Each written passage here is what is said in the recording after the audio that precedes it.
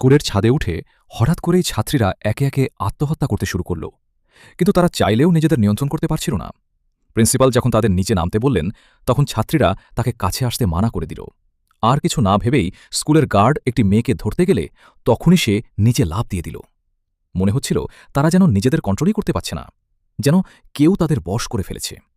ধীরে ধীরে সেখানে পুলিশ, মিডিয়া এবং বাচ্চাদের বাবা মাও জড়ো হয়ে গেল, কারণ ক্যান্টিনে বসে থাকা আরও অনেক মেয়েও কারও নিয়ন্ত্রণে চলে গিয়েছিল।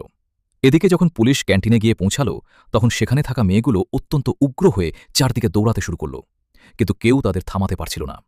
এমনকি তারা নিজেদের বাবা মাকেও চিনতে পারছিল না এবং একদম জম্বির মতো আক্রমণ করে শহরের দিকে যেতে শুরু করল। প্রিন্সিপাল যখন মিডিয়াকে এইসব কথা বলছিলেন, তখন এক সিআইডি অফিসার টিভিতে পুরো ঘটনাটা দেখছিল।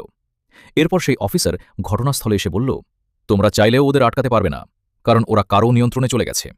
কিন্তু যিনি ওদের নিয়ন্ত্রণ করছেন তিনি দূরে নন, বরং এইখানেই আছেন।